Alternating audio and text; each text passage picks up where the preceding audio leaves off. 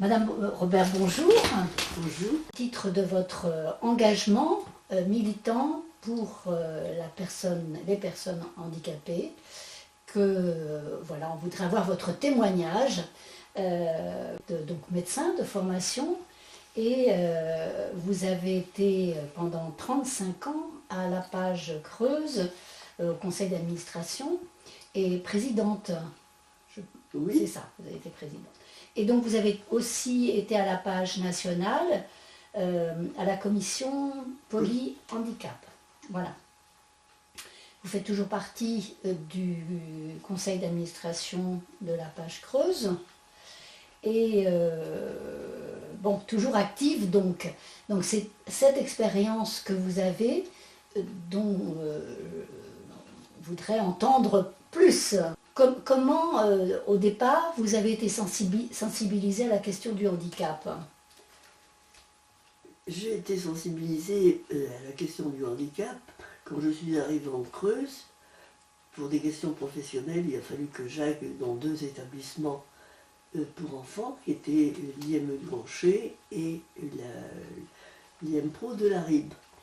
Et j'ai découvert dans ces établissements comment on s'occupait d'enfants qui avaient des problèmes de handicap intellectuel. Et comment des équipes entières étaient tout à fait mobilisées pour faire de ces enfants, pour tirer de ces enfants le maximum qui pouvait être tiré de leurs possibilités. Et en particulier, c'était une façon de considérer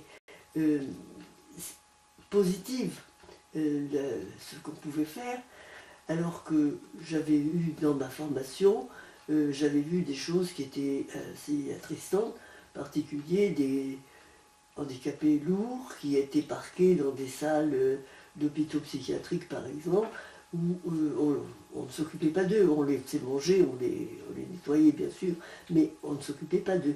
Alors que là, c'était vraiment un travail de fond qui était fait sur ces enfants. Alors, qu'est-ce qui se faisait exactement? Est-ce que vous pouvez nous développer certaines actions, en tout cas, de ce que vous avez découvert à ce moment-là? D'abord, ces enfants, on les occupait, il y avait des animations, il y avait aussi des enseignants dans ces établissements, des enseignants qui s'occupaient spécifiquement d'eux et qui avaient une formation spécifique pour s'occuper d'eux et qui vraiment leur faisaient faire des acquisitions. Et puis il y avait surtout, c'était, il faut dire, la grande époque de l'intégration. La fédération à Page travaillait beaucoup sur tout ce qui était l'intégration. Et dans ces établissements, les personnels, les directeurs, les personnels étaient imprégnés justement de ces idées de la Page et voulaient les faire vivre au quotidien dans leur établissement. Alors l'intégration, ça ne se faisait pas du jour au lendemain, c'était des petites touches de travail en commun avec d'autres enfants de la ville. C'était des enfants qui ont amené faire des courses en ville, c'est-à-dire qu'ils sortaient de l'établissement pour aller avec du personnel, pour avoir une vie comme d'autres enfants pouvaient avoir. Il y avait des classes de mères qui étaient communes avec les enfants du centre-ville. Il y avait des ateliers qui se faisaient aussi. Et dans ces ateliers, il y avait un travail commun et qui était très, très riche pour les deux d'ailleurs, aussi bien pour les enfants handicapés que pour ceux qui ne l'étaient pas.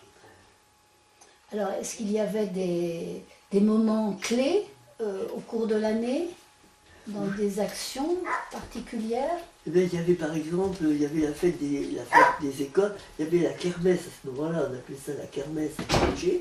La kermesse qui se faisait, qui est maintenant devenue la fête des écoles, c'est-à-dire que les écoles de la ville montent à Grancher pour faire la fête, pour participer aux animations qui sont offertes au public. Et donc les enfants des écoles et les enfants de l'IME faisaient des scénettes ensemble ou des... Non, pas oui, forcément. ils ont fait aussi du théâtre ensemble, théâtre, ils ont fait des manifestations communes qui étaient très enrichissantes pour les uns et pour les autres. Et dans ces manifestations, les parents venaient, les parents des uns et des autres, et les parents des enfants de la ville étaient nécessairement frappés par l'aspect de ces personnes handicapées, et vous voyez que c'était des enfants comme les leurs. Alors c'était un autre regard. C'était un autre regard, oui, qui se dessinait. Et les personnels de ces établissements, vous pouvez nous en parler? Quelles actions il y avait à l'intérieur de l'établissement? Ben, à l'intérieur de l'établissement, il y avait par exemple des éducateurs qui faisaient du théâtre et qui leur faisaient produire sur scène. Et ils se produisaient sur scène en ville, et c'était par exemple très, très réconfortant pour eux. Et puis ça leur donnait beaucoup ça valorisait tout le travail qu'ils faisaient. Tout le personnel était partie prenante dans la prise en charge des enfants? On peut dire que tout le personnel était partie prenante. Je pense l'exemple des classes de mère. Quand il s'agissait d'aller en classe de mère, tout le monde allait en classe de mère. Et la cuisinière de l'établissement était aussi impliquée que pouvait l'être un éducateur spécialisé. Ils concouraient tous au bien-être et à l'évolution de ces enfants. On peut parler de militantisme. Ben oui. Oui, c'était du militantisme. Oui.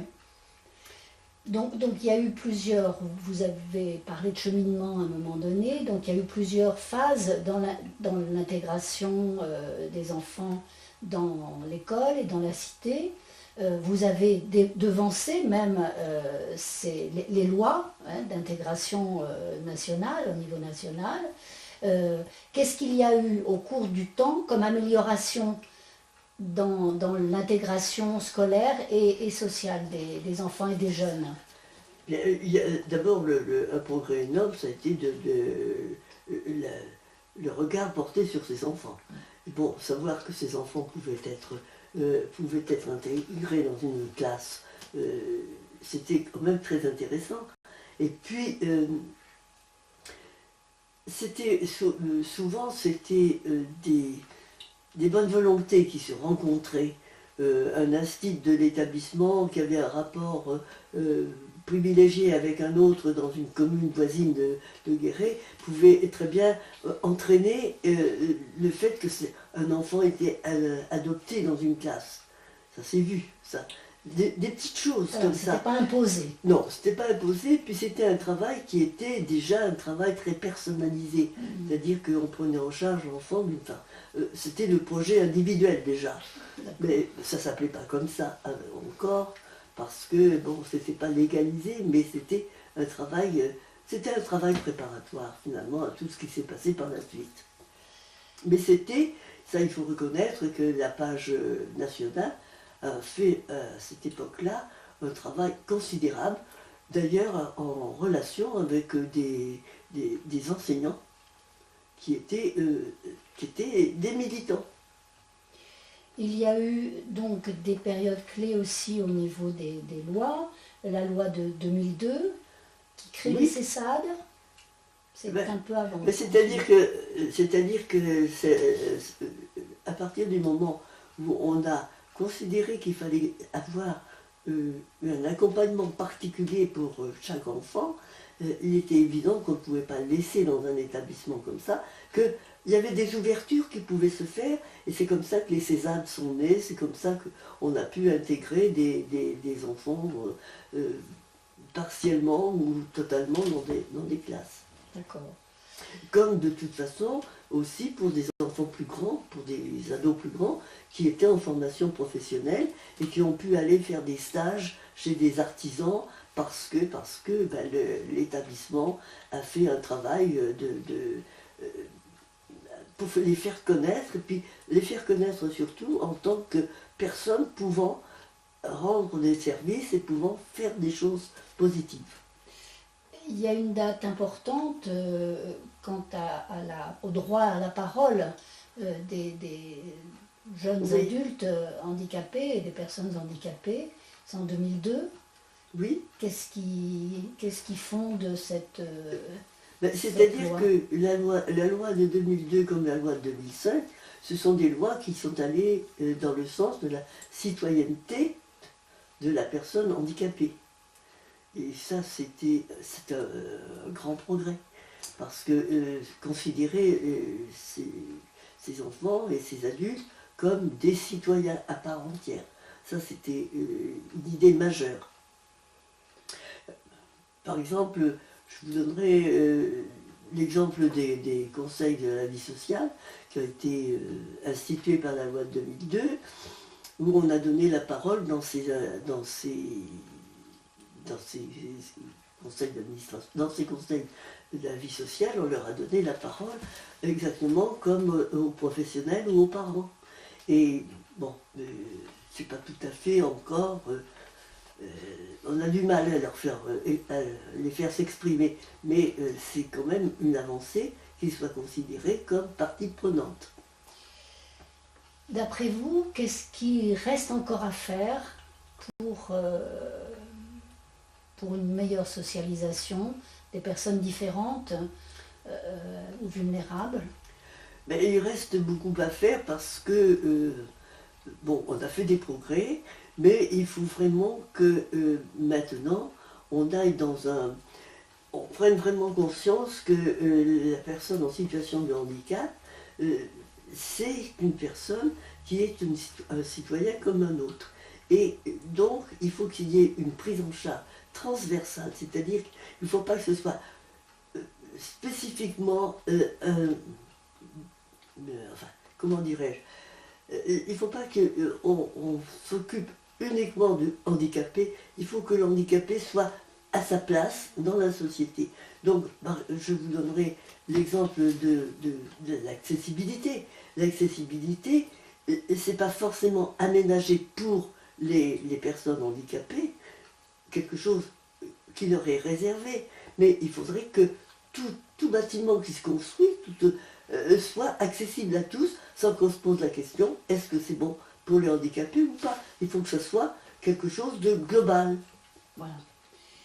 Sur un plan civique aussi, est-ce que les personnes handicapées ont les mêmes droits que... Ils doivent avoir les mêmes droits, et justement, quand on parle d'accessibilité, c'est pas simplement une accessibilité pour les handicapés moteurs, hein, c'est aussi l'accessibilité globale, c'est-à-dire universelle, l'accessibilité à tous les droits des autres personnes. Je pense l'accessibilité au vote, par exemple, l'accessibilité à une vie tout à fait normale dans un quartier de la ville, voilà, avec les mêmes droits. On ne parle plus d'intégration, on parle d'inclusion maintenant. Oui. Est-ce que vous pouvez nous en dire un peu plus sur ce terme? Ben, c'est un petit peu ce que je vous dis là, c'est que c'est à la société de s'adapter pour que le problème des difficultés de la personne en situation de handicap ne se pose plus. Voilà. Donc il faut vraiment faire tout ce qu'il faut pour arriver à cette situation.